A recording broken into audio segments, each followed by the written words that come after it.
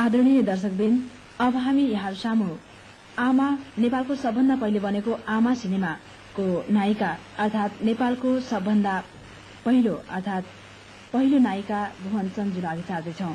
नमस्ते। त भुवनदी, यस अभिनय क्षेत्रमा यहाँले एकैचोटि सुरुवातमै फिल्ममा अभिनय गर्न थाल्नुभयो या नाटकमा? होइन, पहिले मैले यो बचपनदेखि नै चाहिँ यो नाटकमा मैले यो कार्य गरेको थिएँ। जुन 7 वर्षको उमेरदेखि थिएँ। हजुर। 7 वर्षको उमेरमा मैले अन्धयोग भन्ने जुन नाटक गरियो, जुन बालकृष्ण साहुज्यूले निर्देशकमा, त्यसमा मैले चिन्चीको पाठ पनि लिएको थिएँ र त्यहाँदेखि नै सुरुवात भयो मेरो यो। हजुर। भनेपछि तर यो फिल्ममा चाहिँ मेरो पहिलो नै भन्नु पर्यो। हजुर। भनेपछि यहाँ नाटकबाट सुरु गर्नुभयो अभिनयको क्षेत्रमा। अनि यहाँले प्रेरणा कहाँबाट पाउनुभयो? मेरो बुवाबाट, जो कि स्वर्गीय उस्ताद भैरबहादुर थापा हुनुहुन्छ, उहाँकी प्रेरणाबाट म यो क्षेत्रमा। अनि यस क्षेत्रमा प्रवेश गर्दा त्यस्तो बाधा अडचन चाहिँ यहाँलाई के त्यस्तो अनुभव भएन? त्यो चाहिँ भएन, किनभने बचपनदेखि नै त्यही लाइनमा लाग्यो नि। हजुर। त्यो चाहिँ अडचन चाहिँ भएन। अनि भुवनदी, यहाँले अब अहिले चाहिँ भनौँ न सन्तोष यहाँले कहाँबाट पाउनु भएको छ, नाटकबाट या सिनेमाबाट? हेर्नुहोस्, अब सिनेमाबाट भनौँ भने जम्मा 2टा फिल्ममा बसियो है, सन्तोष त के हो, तैपनि 2टा फिल्ममा बसी पनि मैले त्यसमा अभिनय गरेँ, त्यसमा सन्तोष लाग्यो। तर जति नाटक चाहिँ मैले धेरै गरेँ। हेर्नुहोस्, अब त्यसमा चाहिँ मलाई सबभन्दा सन्तोषले जुन नाटकमा भयो नि, त्यसमा जो मसान हो, त्यसमा मैले नायिकाको भूमिका गरेँ। र सक्थो गर्नुपर्छ भन्ने, त्यसमा पनि मैले नायिकाको भूमिका गरेँ। र भोजन भट्ट, जो कि मतलब यो कमेडियन टाइपको नाटक थियो, त्यसमा गरेँ। त्यो चाहिँ हामीलाई अलिक सन्तोष लाग्छ, किनभने नाटकमा हामी बन्देज गरेर हामीले आफ्नो कला देखाउनु पाउँदैनौँ। यो चाहिँ यो कला, यो फिल्म क्षेत्रमा चाहिँ यो बन्देज गरेर हामीले देखाउनु भएको हुनाले सन्तोषले हामी देखाउन सक्दैनौँ जति नाटकमा देखाउन सक्छौँ हामी।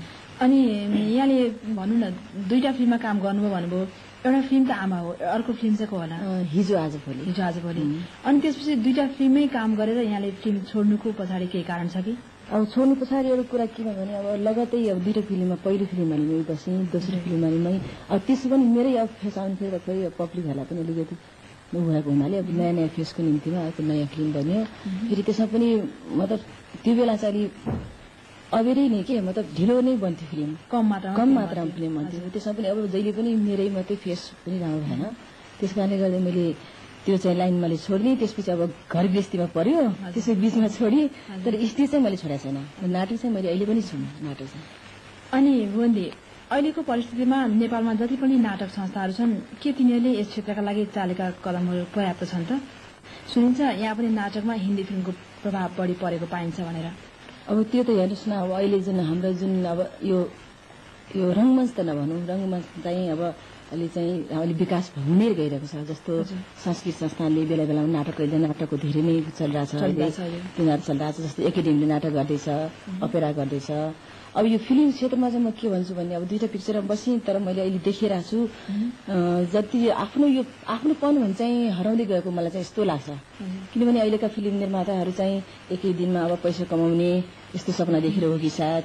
फेरि धेरै सो हामी यहाँका नेपाली कलाकारहरूले चाहिँ अब धेरै सो प्रोत्साहित पाएको छैनन् यो लाइनमा, किनभने धेरै सो इन्डियन कलाकारहरू नै अहिले देखाएर यहाँहरूले पनि थाहा भएको कुरा हो। अहिले ज्वाइनी भेन्चरको फिल्म बनिरहेछ, यहाँ चाहिँ यो नेपालीहरूको चाहिँ मात्रै डबिङ मात्रै गर्नु परिरहेछ।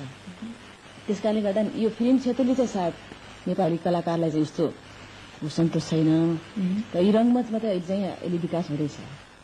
अनिखेरि यो भनौँ न, अब कला क्षेत्रको विकासको लागि यहाँ भर्खरै चालु भएको नेपाल टेलिभिजनले कस्तो भूमिका निभाउनु पर्ला र कस्तो भूमिका निभाएदेखि भनौँ कला र संस्कृतिको सम्पादन होला? अब जुन अहिले भर्खरै यो टेलिभिजन स्थापना भयो, त्यसले एउटा कलाकारको निम्तिमा के भने, एउटा यो आर्थिक रूपमा पनि हुन्छ, प्रोत्साहित हुन्छ कलाकारहरूले।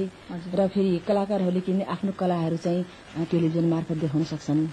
जस्तो कुनै कलाकारहरूले जति पनि अब रङ्गमञ्चमा देखाउन सक्दैन होलान्, तिनीहरू चाहिँ कलाकारहरू चाहिँ टेलिभिजनमा आएर आफ्नो कला संस्कृतिहरू देखाउन सक्छन्। त्यसले गर्दा कलाकारहरूलाई धेरै नै मतलब भने अब स्टेजमा हो भने त दर्शकहरू गएरै हेर्नु पर्यो, टेलिभिजनमा भयो भने त घरै बसेर। हजुर। अनि यस क्षेत्रको विकासको लागि र नाटक क्षेत्रमा महिलाहरूलाई बढी प्रवेश दिलाउन कस्तो कदम चाल्न आवश्यक ठान्नुहुन्छ होला? अब यो नाटक क्षेत्र र भने यो फिल्मलाई नै भनौँ त्यसमा त महिला मात्रै होइन भनौँ अब पुरुष नभए त कुनै पनि त्यो टिमवर्क जस्तै हो। तर पनि दिदी पुरुषहरू त जति पनि क्षेत्रमा काम गर्न तत्पर हुन्छन् महिलाहरूलाई त भनौँ कतिलाई घरबाट दिँदैन, कति जान चाहेर पनि जान पाएको हुँदैन, कोही चाहिँ जान पनि के काम गर्ने भने जस्तो गर्छन्। त्यो त हो, किनभने अब पहिले चाहिँ हो बहिनी, तर अहिले चाहिँ जुन छ नि अहिले चाहिँ धेरै यस्तो महिला कलाकारहरू चाहिँ यो क्षेत्रमा प्रवेश गरिरहेछन्। ठुल्ठुलोका जस्तो गण्यमान्य व्यक्तिका छोराछोरीहरू पनि आइरहेछन्। तर पहिले चाहिँ जुन हाम्रो बेलामा त्यो बेला चाहिँ कि यो क्षेत्रमा चाहिँ आउँथेनन्। तर अहिले चाहिँ कस्तो पनि अब त्यो आउनु कारण के होला भने अब यो कलामा राम्रो व्यवस्था भयो, मान्छेले पनि अब त्यसलाई राम्रो ठाने। पहिले त राम्रो ठान्थेनन् होला नि सायद, तर खास भन्यो भने हाम्रो कला क्षेत्र बडो राम्रो छ यसो हेरौँ भने। अनि मैले सुन्छु यहाँले गीत पनि गाउनुहुन्थ्यो, एउटा गीत सुने पहिला, तर आजकल गीत पनि गाउन छोड्नुभयो, सिनेमा पनि खेल्न छोड्नुभयो।